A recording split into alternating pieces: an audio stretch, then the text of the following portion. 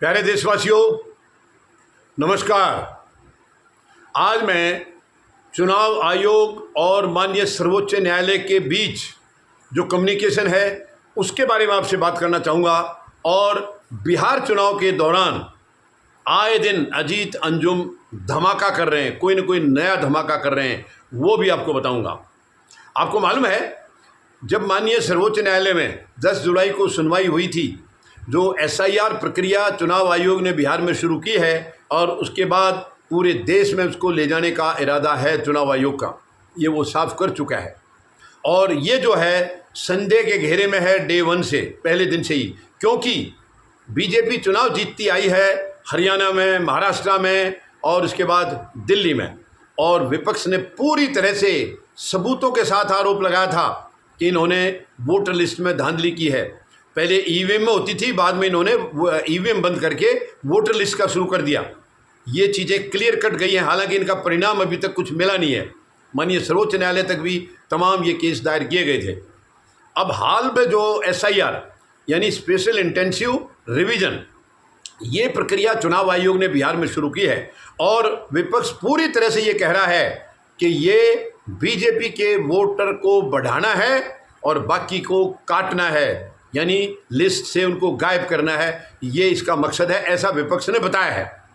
और माननीय सर्वोच्च न्यायालय में भी 10 जुलाई को सुनवाई हुई है। सुनवाई के दौरान माननीय सर्वोच्च न्यायालय ने अगली सुनवाई के लिए 28 जुलाई की तारीख लगाई है और ये कहा है कि जो 11 डॉक्यूमेंट चुनाव आयोग ने बताए हैं कि इनमें से कोई एक चाहिए, उसके साथ आधार कार्ड, वोटर कार्ड और ये क्या क्या कहते हैं आपके, एक तीसरा डॉक्यूमेंट और इनका उसमें शामिल करने के लिए कहा गया है।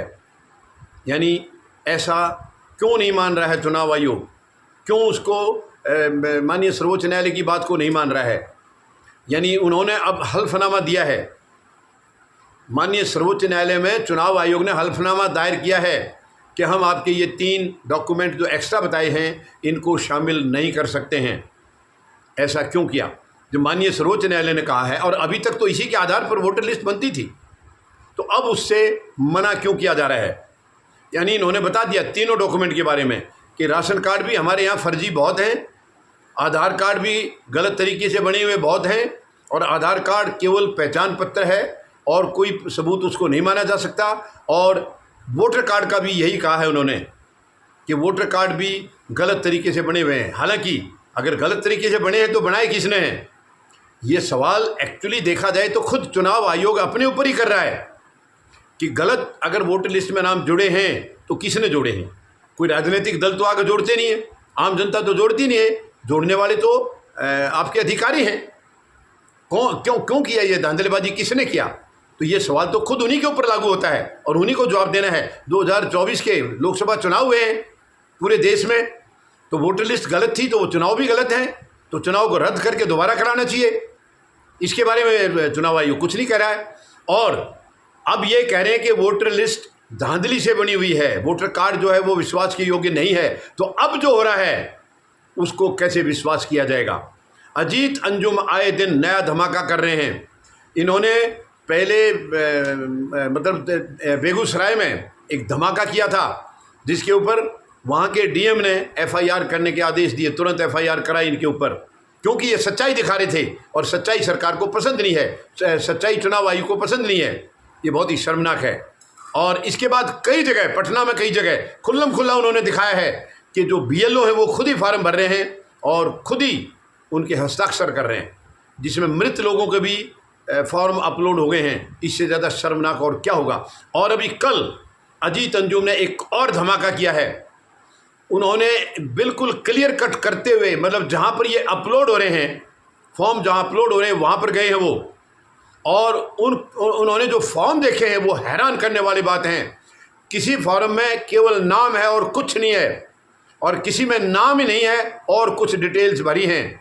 ये बहुत ही शर्मनाक है। उन्होंने सवाल किया है, जब उनसे जो भी अधिकारी वहाँ बैठे थे, कुछ महिलाओं से उन्होंने बात की है कि आप ये क्या कर रहे हैं, अपलोड ऐसे कैसे कर रहे हैं? उन्होंने कहा सर ये हमारी जिम्मेवारी नहीं है, ये BLO ने हमको फॉर्म दिए हैं, तो जैसा हमको दिया गया हम तो वैसा ही अपलोड करेंगे, हम क्या करें? ये उनका जवाब है।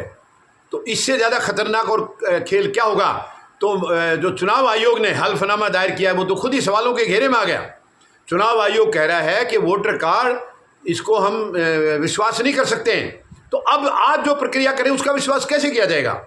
इसमें पहले वालों का तो पता नहीं है, किसी ने फार्म इंडिविजुअल ने भरा था या किसी बीएलओ ने भरा था, दस्तखत किसने किए, लेकिन आज तो क्लियर कट दिखाई दे रहा है। आज तो सबके सामने है, वीडियो रिकॉर्डिंग कर करके वो भेज रहे हैं।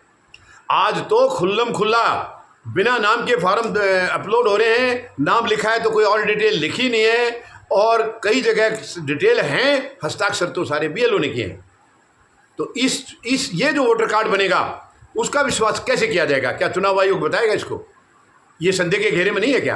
पहले वाले का तो पता नहीं है, उसमें कुछ धांधली हुई थी या नहीं हुई थी, लेकिन आज तो सरेआम हो रही है, आज तो खुल्लम खुल्ला दिख रही है। चुनाव आयोग आखिर चाहता क्या है? क्या इस देश के जो सिस्टम को या इस देश के प्रजातंत्र को सरकार के साथ मिलकर के भट्ठा बिठाना चाह रहा है, बर्बाद करना चाह रहा है? ये बहुत ही शर्मनाक है। मैं माननीय सर्वोच्च न्यायालय से अपील करता हूँ कि 28 जुलाई को जब इस पर हियरिंग होगी, कृपया इस प्रक्रिया पर रोक लगाएं, वरना ये देश का जो लोकतंत्र है ये ख़त्म हो जाएगा।